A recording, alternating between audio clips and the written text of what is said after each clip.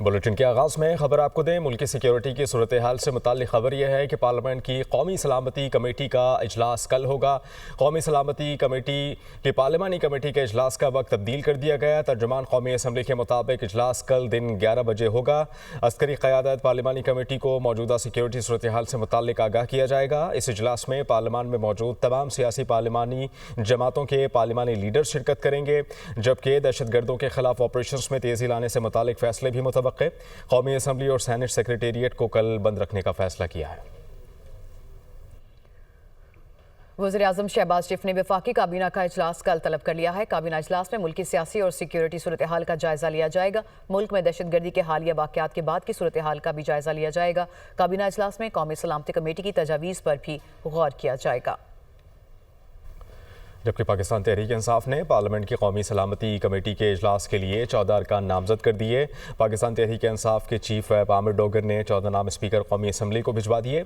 इजलास के लिए नामजद अरकान में 10 MNAs और 4 सेनेटर शामिल हैं। उमर अयूब, गौहर अली खान, असद कैसर, जरताज गुल, साहबजादा हामिद रजा, आमिर डोगर, सनाउल्लाह मस्ती खेल का नाम शामिल है। इसके अलावा Ali Mohammad Khan, Mohammad Bashir Khan, Zubair Khan, senator Shibli Faraz, senator Ali Zafar, senator Aon Abbas Buppi और सेनेटर हुमायूं मोहम्मद का नाम भी स्पीकर कौमी असम्बली को भिजवाया गया है। स्पीकर कौमी असम्बली ने पाकिस्तान तहरीक इंसाफ से कौमी सलामती कमेटी इजलास के लिए नाम मांगे थे।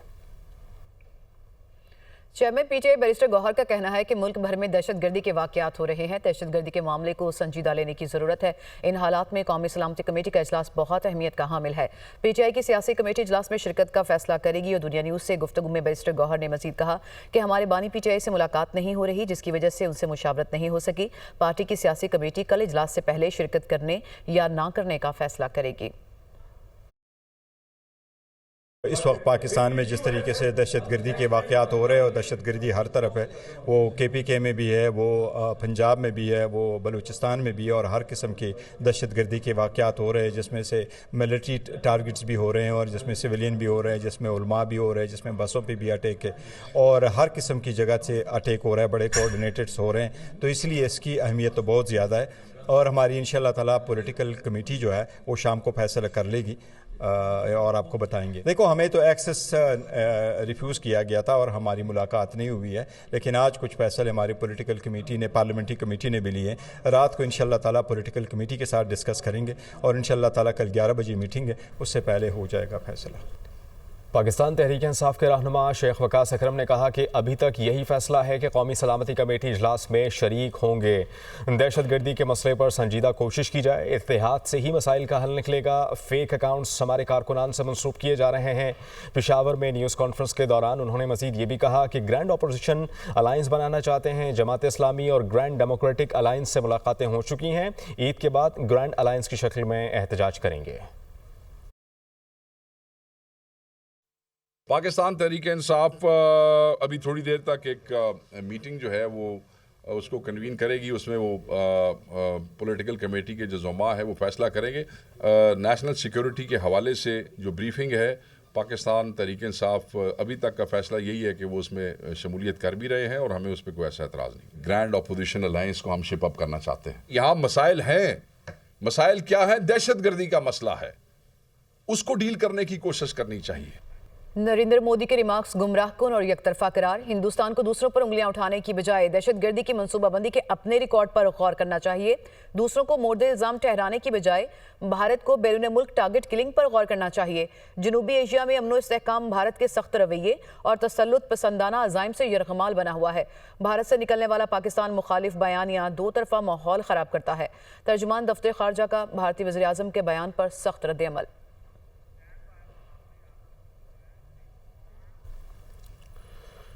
शिमाली वज़ीरिस्तान बकाखेल में CTT और दहशतगर्दों में मुकाबला फायरिंग के तबादले में 2 दहशतगर्द हलाक। दहशतगर्दों की फायरिंग की जद में आकर शहरी दम तोड़ गया।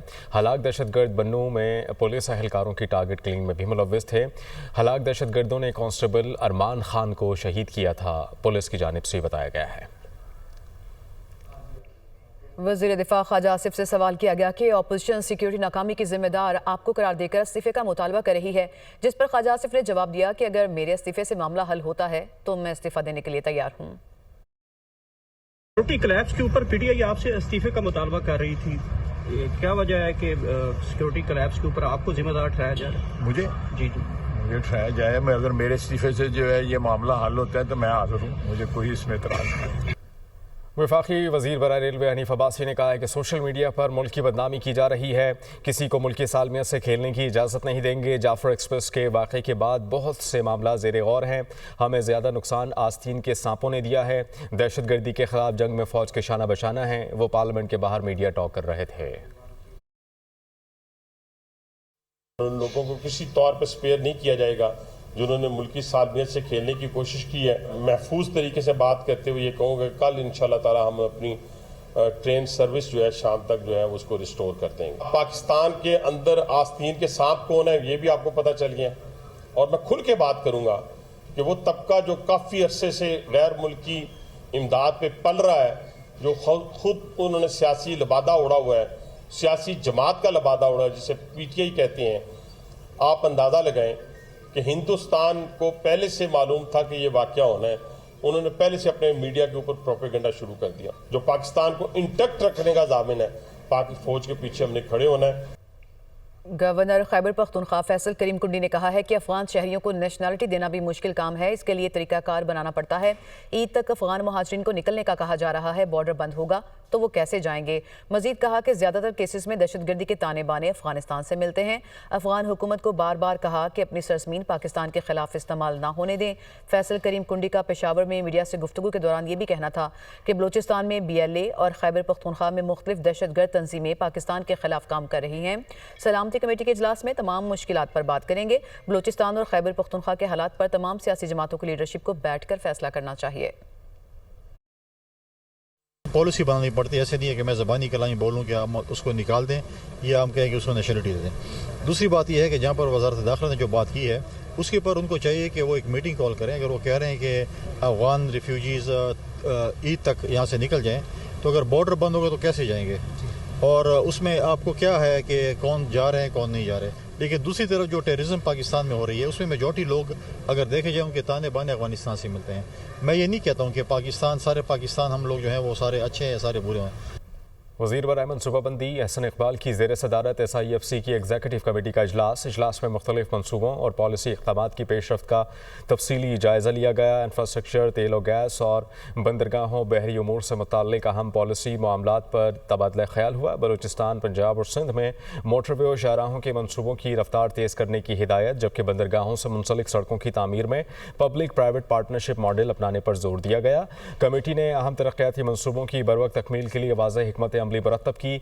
बैनुल वज़ारती उमूर के हल के लिए मुतालिका फ़रीक़ैन से मुशावरत तेज़ करने की हिदायत, जबकि माशी तरक्की के लिए नागुज़ेर इंफ्रास्ट्रक्चर की तामीर और सरमायाकारी में तेज़ी लाने का अज़्म। वज़ीर-ए-आला पंजाब मरियम नवाज़ के स्पेशल लोगों के लिए स्पेशल इक़दाम। पंजाब भर में 40,000 स्पेशल बच्चों की बीमारियों की तशख़ीस और मुफ्त इलाज का हुक्म दे दिया। मरियम नवाज़ ने स्पेशल अफराद के लिए रोज़गार प्रोग्राम की भी मंजूरी दी। स्पेशल बच्चों के लिए पैक फूड का मील प्रोग्राम शुरू करने का भी फैसला। स्पेशल बच्चों के लिए 9 इलेक्ट्रिक बसों की मंजूरी भी दे दी। वज़ीर-ए-आला मरियम नवाज़ का कहना था कि स्पेशल बच्चों का तहफ़्फ़ुज़ यकीनी बनाने के लिए स्कूलों और बसों में कैमरे नस्ब किए जाएँ। स्पेशल बच्चों की ज़िंदगी में मुस्बत तब्दीली लाना हमारा अज़्म है। स्पेशल बच्चों का ख्याल रखना फलाही रियासत का अव्वलीन फ़र्ज़ है। साबिक़ वफाकी वज़ीर फवाद चौधरी ने कहा कि पाकिस्तान में सियासी और इंतज़ामी बहरान है। अगर कौम को मुत्तहिद होना है तो सदर ममलिकत को ऑल पार्टीज़ कॉन्फ्रेंस बुलानी चाहिए। फैसलाबाद में मीडिया से गुफ्तगू करते हुए उन्होंने कहा कि ऐवान सदर में नवाज शरीफ, बानी PTI और मौलाना फजल रहमान को बुलाया जाए। अवाम बानी के साथ खड़े हैं, उनकी राय ली जाए। बानी PTI की सियासी अहमियत को मानना पड़ेगा। अक्सरियत जिस लीडर के साथ खड़ी है, आप उसको बुलाना नहीं चाह रहे, उससे मशवरा नहीं करना चाह रहे, उसे देखना नहीं चाह रहे। मुझे आप बताइए, आप कंसेंसस कैसे क्रिएट करेंगे? इस वक्त अगर आप कौम को मुत्तहिद करना चाहते हैं तो देखिए, आसफ जरदारी साहब को APC बुलानी चाहिए, ऐवान सदर में बुलानी चाहिए, और उस APC में नवाज शरीफ, इमरान खान, मौलाना फजल रहमान, इनको उस APC में बुलाएं, जो मिलिट्री लीडरशिप के साथ बैठें और उसके बाद फैसला करें कि बलूचिस्तान के लिए बड़े फैसले आपने क्या करने हैं। ज़राअत मुल्क की मईशत में रीढ़ की हड्डी की हैसियत रखती है। हुकूमत ज़रूरी पैदावार बढ़ाने के लिए तमाम सहूलियात मुहैया करेगी। वज़ीर-ए-आज़म की ज़ेर सदारत वज़ारत कौमी ग़ज़ाई तहफ़्फ़ुज़ और तहक़ीक़ के अमूर पर जायज़ा इजलास। गैर मयारी ज़रूरी बीज का कारोबार करने वाली कंपनीज़ के खिलाफ सख्त कार्रवाई के अहकामात। मुल्क भर में फार्म मेकनाइजेशन को फ़रोग़ देने की हिदायत। PARC में तहकीकाती काम को जल्द फाल किया जाए। वज़ीर-ए-आज़म की खुर्दनी तेल की पैदावार से मुतालिक इक़दाम तेज़ करने की हिदायत। ज़राई अजनास की सप्लाई चेन की डिजिटाइजेशन के लिए हिकमत अमली पर इजहार इत्मीनान किया। वज़ारत ख़ज़ाना ने सरकारी मुलाजमीन की तनख्वाहों में इजाफे की तजवीज़ के ज़ेर गौर होने से मुताल्लिक़ ख़बरों की तरदीद कर दी। वज़ीर ख़ज़ाना सेनेटर मोहम्मद औरंगज़ेब ने कौमी असम्बली के फ्लोर पर खिताब करते हुए कहा कि ऐसा कोई ऐलान किया और ना ही बयान दिया। इस हवाले से नशर की जाने वाली ख़बरें हकीकत पर मबनी नहीं। वज़ीर ख़ज़ाना के खिताब में सरकारी मुलाजमीन के पे स्केल्स पर नज़रसानी या इनकी तनख्वाहों के हवाले से कोई बात नहीं की गई।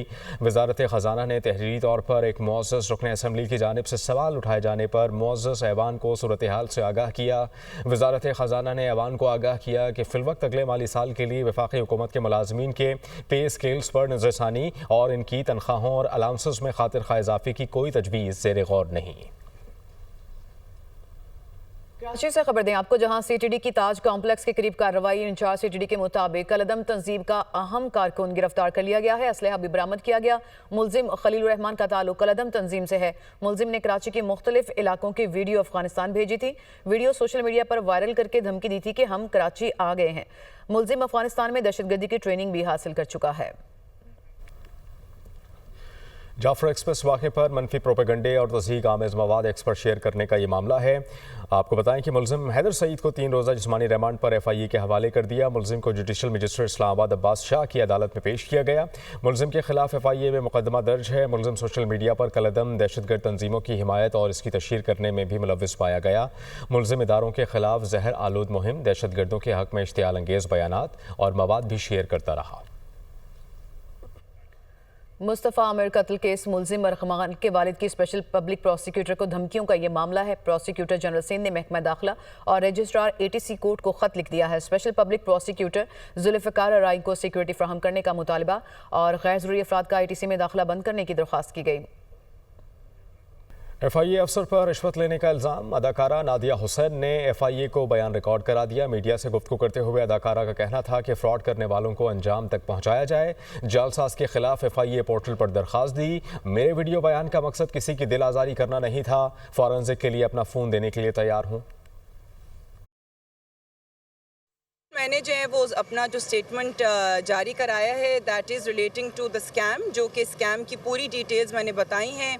मैं चाहूँगी कि जी स्कैमर जो हैं वो उसको उसकी प्रॉपर उसकी सज़ा मिले, उसको पकड़ा जाए। इनका स्कैमर्स का जो जाल है, अब आई डोंट नो कि ये कैसे होगा। So their main thing was कि जी सारी की सारी आप हमें व्हाट्सएप पे कॉल करें, व्हाट्सएप पे कॉल करें। उन्होंने कांटेक्ट मुझे व्हाट्सएप पे किया, हर चीज़ व्हाट्सएप पे थी। सो आई डोंट नो कि वो पकड़े कैसे जाएंगे। अभी जो साइबर क्राइम डिपार्टमेंट है उन्होंने अभी भी जो है वो अपनी फोरेंसिक्स कंप्लीट नहीं की है। अगर उन्होंने अभी नहीं मुझे मेरा फ़ोन दिया है, if they still need my phone for forensics, तो मैं बिल्कुल कोऑपरेट करने के लिए तैयार हूँ। I am ready in any way to cooperate and I really want the scammer कि जी उस स्कैमर को जो है वो उसका प्रॉपर एंड मिले।